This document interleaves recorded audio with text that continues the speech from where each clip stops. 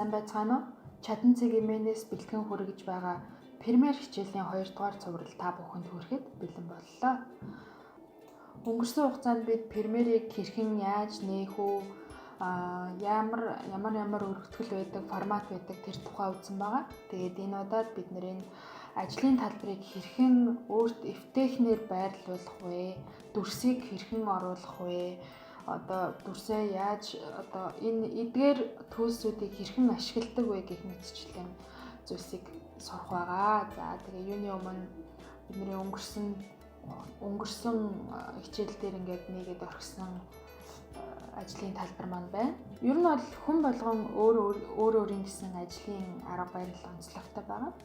Тэгээд энэ тэрэндээ тохируулаад энэ ажлын талбарыг ч гэсэн өөрийнх нь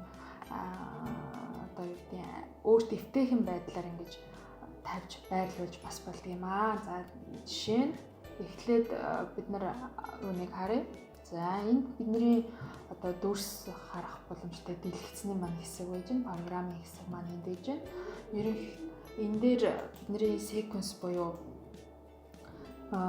дүрсээ дуугаа хянах боломжтой оруулж ирсэн бүх файлаа бид нэр энэ дээр өрдөг. Энэ хэсэг дээр өрж бид нэр цаашаа олон замууд дээр нэг графикуудаа хийдэг байгаа. Дүрсээ эвлүүлж монтажладаг байгаа. За жишээ нь энд болохоор эффект хэсэг байна. Эффект хэсэг бол бидний хамгийн хэрэгтэй шаардлагатай зүйл байгаа. Тэгээд өөрөөр хэлбэл бид нар ямар эффектийг дүрсэндээ өгөх вэ? Ямар дууны болон дүрсний гэх мэтчлэн янз бүрийн эффектүүдийг бид нэр эндээс өгөх боломжтой байгаа. За энд бидний ажил дүрсээ харах цонх маань байж байна. За энэ source-ыг нэг ашигладаггүй. Надад нэг хэрэг болдоггүй учраас би close panel хийждэг, close хийждэг. Энд өгсөн эффектийг бид нэр энэ эффект контрол дотор янзалдаг. Дуу гэсэн бол дуугаа чангалах, суллах гэх юм уу. Эсвэл дүрсэн дээр өнгийг нэмэх хасах гэдэг ч юм уу тий. За иймэрхүү geometry crops дээр scopes дээр за энэ дээр нөгөө RGB өнгийг хянах боломжтой байдаг. Энд audio mixer гэдэг дээр нь болохоор бид нэр дуугаа хянах орж ирсэн дууг их байна уу бага байна уу гэдгийг бид хянах боломжтой байгаа. За тэгэхээр энэ ажлын талбар дээр бид нар ажиллахад маш хүндрэлтэй учраас би өөрт тохиромжтойгоор янзлая. За жишээлбэл би програм хэсгээ зөвгөөд хамгийн урт талд нь тавьчих. Тэгэхээр өөрчлөгдөж байгааг та бүхэн харж байгаа.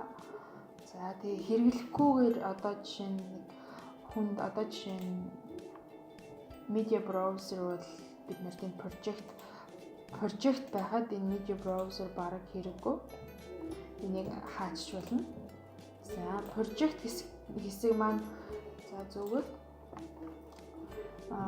яаж зөвгөд юм гэхэлэр энэ хэсэг энэ дээд бичгтэй хэсэг дээр нь маус нэгээрээ удаан дараад ингээд өөрийнхөө хүссэн талбар руу зөөх боломжтой байгаа. За тэгээд энэ project хэсэг дээр бид нэр дүрсээ оруулж ирээд дүрс дөө зураг юу гэдэг тийм файлуудаа оруулж ирээд эндээсээ бид нар энэ таймлайн буюу энэ sequence руугаа бид нар хуулаад энэ sequence дээрээ бид нэр өөрсдийнх гол монтаж эвлүүлгийг хийдэг байгаа. За энэ хэрэглэхгүй юмнуудыг ерөнхийдөө хаачих. За effect control бол биднэрт хэрэгтэй. Түрүү effect нь байсан. За effect-тэй зөвгөөд effect цонхоо чирлээ зөвлөө энд ингээд хийчихээ. Effect control-оо ч гэсэн энд ор хийчихээ. За энэ жишээ нь гэх юм бол биднэрт хамгийн их хэрэгцээтэй зүйл нэг байгаа. Энэ бид нар дууныхаа стандарт хэмжээ гэж байдаг.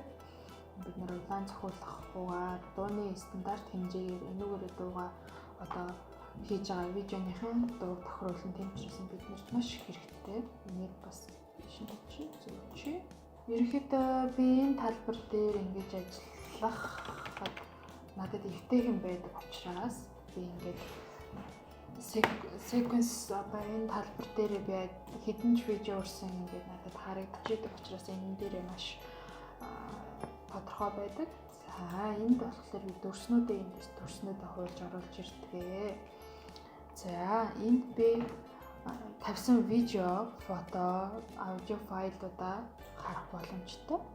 За энэ full гэсэн хэсгээр болохоор бидний заримдаа компьютерийн хөгжин чадлаас шалтгаалаад ингээд дүрс удах ч юм уу эсвэл нэг прожект гэхэд маш их дүрс файл тавьсан тохиолдолд энэ маань гацдаг.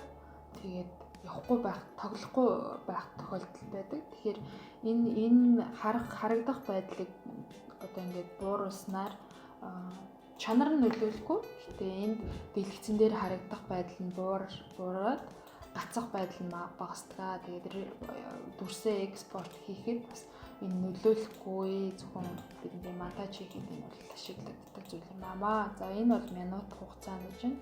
За энэгээр болохоор бид нэр дэлгэцээ яаж харах вэ? Дэлгэцний харагдах байдал байгаа. За 50% домруулж хадуулна. Тэгээд нэр фит дээр нэг дүрс орж ирэхээр нь харагдах баха. За тэгээд энэ эффектийг бол түрүүн би дурдсан. Энд пресет буюу одоо жишээ нь ингээ бэлэн өнгөнүүд ээж гин, энд бас бэлэн өнгөнүүд ээж гин эднэрийг дүрсэн дээрээ магадгүй тааруулт ингээд тавьж болно. За энэ аудио эффектүүд үйжүүлэн дууны баланс, одоо баз, үдийн зарим тохиолдолд ингээд нэг юм шуум ч юм уу дарах юм бас байгаа. Тэгээд энэ дундаас нэг мэдгч байгаа, мэдхгүй ч юм бас зөндөө байгаа да. За аудио транзишн болохоор дундуур одоо зарим дуу ингээд өргөгдөж орох уу, яаж орох уу гэдэг транзишныг бол та бүхэн ойлгож байгаа бох дундаараа одоо холбоос гэх юм а да. The видео эффектэд байна. За just одоо channel өнгөний эсвэл ингээд одоо энэ keying гэхэд юу гэдэг цоолох бараг цоолдог гэсэн эффект байна. Тэгээд энэ дээр болохоор crop гэж байна. Одоо жишээ нь дүрсээ croplж байна. Энд болохоор зөөлөн болгож байна. Энэ болохоор flip дүрсийг нөгөө эргүүлдэг штеп. Зарим зайлшгүй буруу авсан дүрсийг ингээ эргүүлэх шаардлага байдаг. Тийм мэдчихлээ. За ингээ видео транзишнууд бол байна. За ингээ их мэдчихлээ.